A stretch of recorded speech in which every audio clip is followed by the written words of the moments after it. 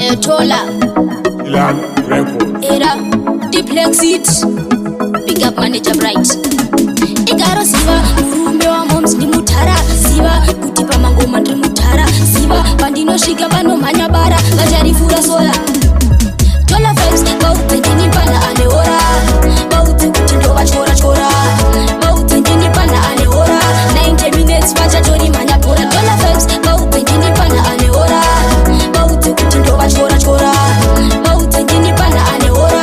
90 minutes vachatori mhanya bhora ndenge ndina era tiripo pachikona tichigadzira mahit nezvimwe zvimangoma havambotimise kunyangwe vane boma timu yekumila ndenge takabata mboma vakabvira kare vachingosaisa asi sesuva blex ndiri kuraisa ini mangoma era handimbotadza ndinenge king solomon funza pana tadza Tola vibes vaudze ndini pana ane hora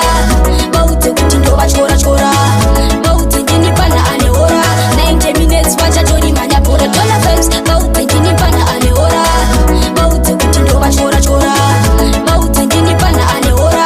90 minutes vachatori mhanya bhora saka pana wangu praiti vataurire kuti future yava praiti pandinosvika pese panobaka laiti mifula nection ndakabata spike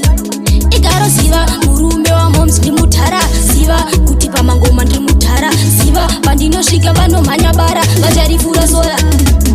Tola vibes vaudze ndini pana ane hora vaudze kuti ndovachora chora vaudze ndini pana ane hora 90 minutes vachatori mhanya bhora Tola vibes vaudze ndini pana ane hora vaudze kuti ndovachora chora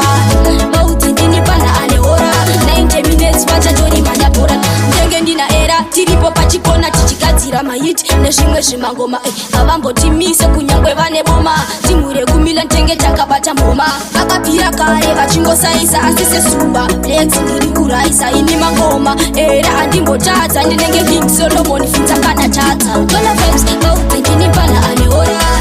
vaudze kuti ndovachora chora